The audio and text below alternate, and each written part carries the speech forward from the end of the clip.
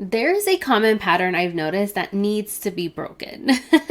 There's this notion that the more you do, the more you get done, that means that you're more efficient, but this is so far from the truth. In this episode, I'm sharing 5 things every online entrepreneur should stop doing to become more efficient and less overwhelmed in 2024. Are you ready? Let's dive in. Hey, I'm Lucy Reyes, your host of the Cheerful Productive Chats podcast, where I'm on a mission to help online entrepreneurs like you focus on all the right things and kiss overwhelm goodbye. Here, you're going to learn strategies that will boost your productivity so that you can scale your online biz and impact lives sooner.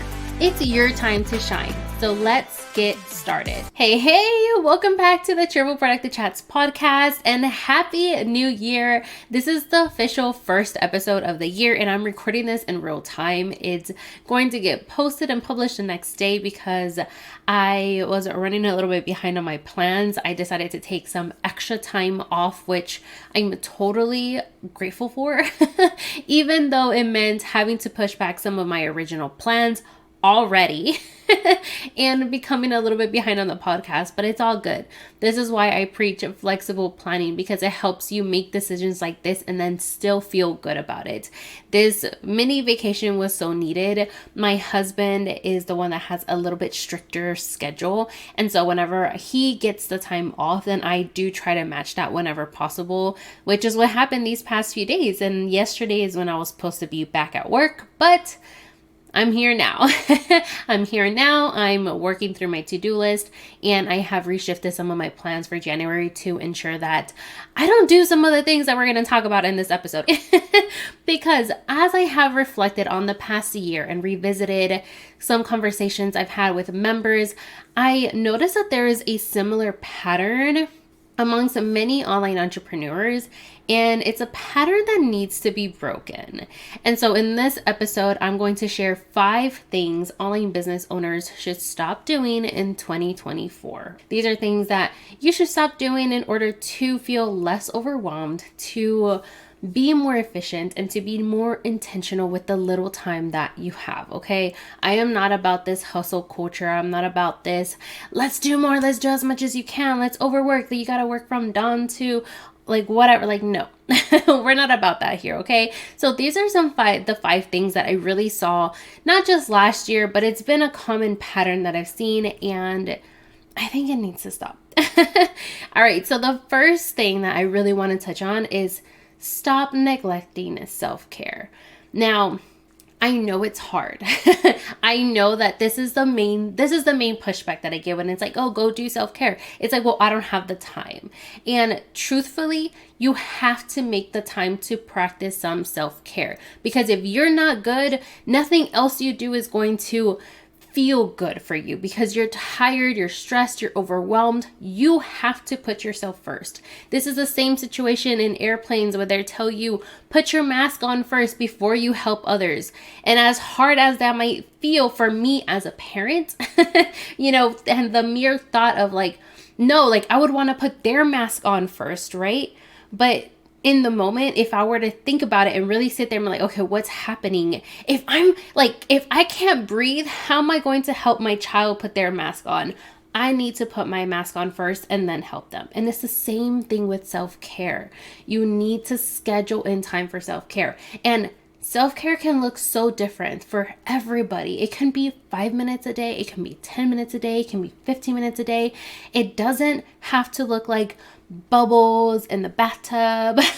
It doesn't have to look like a trip to the spa or a mani and pedi. Yes, those also qualify as self-care, of course, but that doesn't have to be the case. And it doesn't just have to be self-care for you. It can be for you and your partner. Something that me and my husband do, and this is really our form of self-care and our way to bond and spend time together, is we Netflix. We binge watch some Netflix shows, but we pick a show that we will both like, that we both enjoy, and that is what we do together at night in order to wind down before we go to bed. That is something that we do almost every single night. Unless he has to work at like 4 in the morning or wake up at 4 in the morning, we are in bed after the kids go to bed and we're watching some shows, and we get through seasons pretty fast. It was actually very productive because we, are taking time to relax. We're taking time to be with each other, to connect. And that is one form of self-care. Okay. So think about what are some different ways that you could practice self-care in your life and schedule them in if you need to. Eventually you will get to a point where you don't have to put it on your planner or your calendar because it would just be like second nature to you. But if you're coming from a place where you are not practicing any self-care at all to wanting to do a little bit a day, then add it to your planner, okay? It is going to be so incredibly helpful and so beneficial for your health. All right, number 2, stop overscheduling yourself. So yes, we just added self-care to your schedule, which might mean that you need to take something else off your plate. One thing that I see too often is people wanting to cram in as much as possible to your list. And that is wishful thinking, right? Like we all like to think that we can do so much, but realistically, you have to think about your energy. You have to think about all of the other things that are not on your to-do list that you still have to get done, right? Like, for example, I don't add cook dinner to my schedule. I don't add pick up my son from the bus stop to my schedule. I don't add little things like this, like cleaning up the kitchen. Like these are little things that I don't necessarily add into my schedule, but still take up time in my day, right? And so you have to think about all of those other things that are not on your to-do list, that are not on your schedule or your calendar, and really take a moment to think, are the things that you are writing down, the things that you're planning for yourself to get done, is it in a realistic timeline or not? So you really want to make sure that that schedule that you're creating for yourself, that it's realistic and that it allows you to have some time for focusing on the tasks that you actually need to prioritize and getting rid of the rest if you need to. Overscheduling really comes with prioritization, which we cover in another episode. Episode 4 is all about prioritizing your weekly to-do list. So definitely take a look at that episode if you need support on this, but don't overschedule yourself. There's also another episode where I talk about the 2 questions to ask yourself to stop overscheduling. So I'll link to all of that in the show notes because we do cover that a little bit more. All right. So the third thing that you want to stop doing is stop doing everything yourself. And I know this is something that has been harder to get through. It can be harder for some people to get through because immediately you start to think, well, I don't have money to outsource something. But when you think about it, even outsourcing just a little bit a month can be an incredible big help for you. Even if you start out with a virtual assistant for just 4 hours a month, an hour a week, even that can be super, super beneficial in giving you some time back in your day and allowing you to get rid of some of those smaller, tedious tasks or the tasks that you don't enjoy, depending on what you're looking for. But it helps get something off your plate, even if it's just a little bit at a time, and any little bit counts. So you really want to delegate and automate. And automation is something that I think many people forget. Automation also helps you not do things yourself because you don't even have to think about it. This is why in my Trello boards, I have automation set up for so many things because it helps already add in the workflows. It adds a checklist, it adds and removes the labels, and I don't even have to think about it. It's already there. I don't have to do it myself. Trello is taking care of it for me. Same thing with Zapier. Zapier is another amazing tool. It is a little bit on the pricier side, but depending on how much you're working on, depending on how much you're doing yourself, it might be worth it for you. For me, in the moment that I'm in right now, it's definitely worth it. It might not have been a couple years ago, but that's why you start a little bit at a time. And that's one thing that I think a lot of people forget is that you can do small changes. You can make small changes and they'll eventually add up to big results. So don't do everything yourself. Think about how you can delegate or automate. You can delegate to a team member, even if you're starting at just a few hours a month, Or look at the tools that you have and see if there's a way for you to automate the tiny, tiny tasks, because even those tiny tasks take up mental space in your brain that are causing you to slow down in other tasks. So delegate and automate. That is number 3. Number 4 is to stop working in chaos. I have been a victim of working with someone who I can tell is working in chaos. And my normal first reaction is like, oh, they're so disorganized. Obviously, because that's my pet peeve, right? But I also start to think about my clients and my students and my members, and this is not the feeling I want them to feel. And even though you might not realize it, your disorganization could be pushing back some other future clients or students from coming back and working with you time and time again, especially if they're not getting what they're supposed to when they were supposed to, if they're missing information, if they're missing logins, if whatever it is that maybe you promised them and then they didn't get it. A lot of times that's because of this organization. And so you don't want to let your desktop folders, your notes app, your Trello, your Asana, like whatever you're using, your Google Drive, you don't want it to be a hot mess. You want to get organized so that way you can find exactly what you need when you need it. You can get the task done when you need it. You know what to work on when you need to work on it. And so it's not just about helping you and reducing your overwhelm, because yes, it absolutely does help eliminate that overwhelm. Because think about it. Whenever you're frantically looking for something and you need it right now, that increases your frustration because now you can't find it. You don't know where it is. Now, maybe if you can't find it and you need it that bad, maybe now you have to start it from scratch, right? And now because you're starting it from scratch, it's taking you longer to get the task done. And because it took you longer to get the task done, now you're having to reschedule everything on your to-do list because now you're behind. And then there's this constant cycle happening, which is why people feel so overwhelmed when they're doing these things if they're not organized.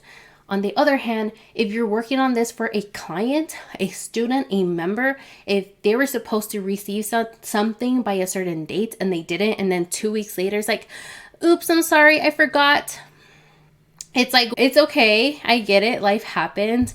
But if it happens again and again and again, it's not a good feeling, right? It's not a good feeling. It's not a good look, especially for anyone who is just starting out. If you're not huge, if you're not well known, then those immediate impressions do matter. So it's not horrible.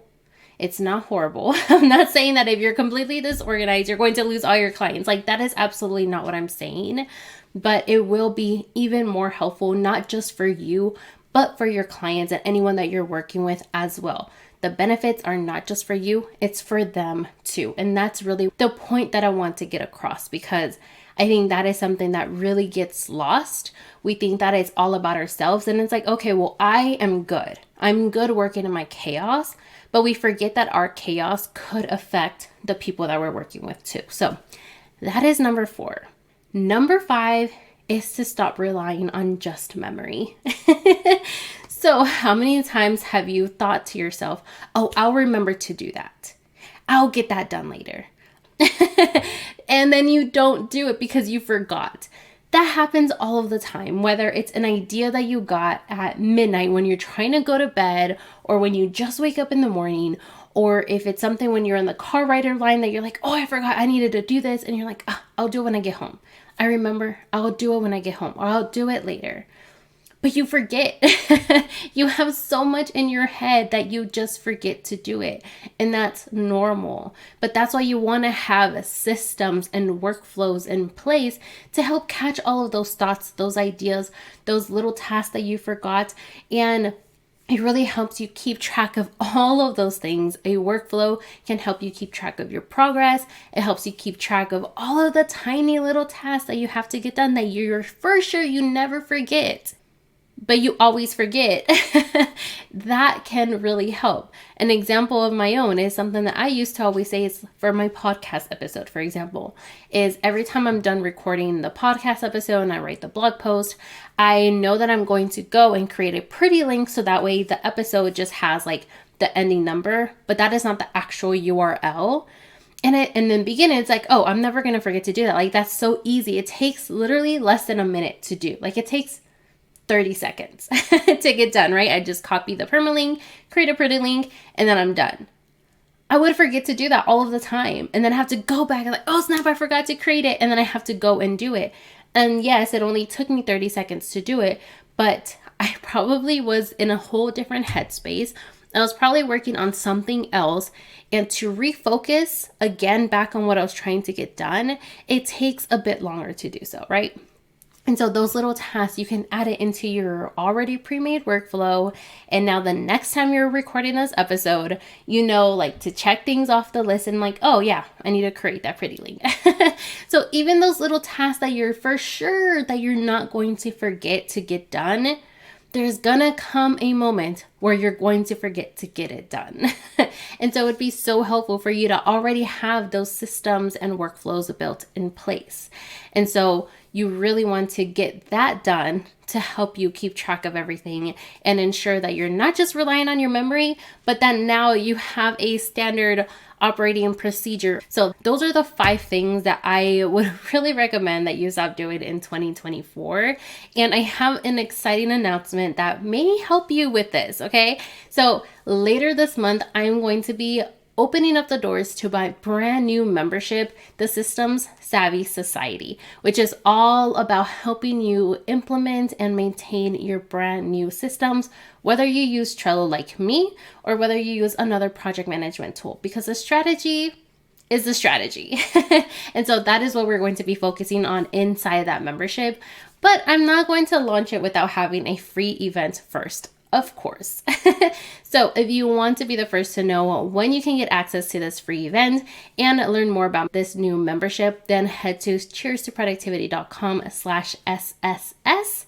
And I'll be back soon to talk about that a little bit more. But in the meantime, stop doing these things, okay? All of these things are really going to work together to help you be more efficient in 2024. You'll feel less overwhelmed, and it's going to help you be more intentional with the little time that you have to work on your online business. Thank you so much for listening to the Cheerful Productive Chats podcast with me, Lucy Reyes. To view the full transcript and all the links mentioned in today's episode, visit cheerstoproductivity.com/54. And before you go, make sure you follow or subscribe wherever you're listening so you know once the next productive chat is released. Talk soon, and cheers to productivity and success.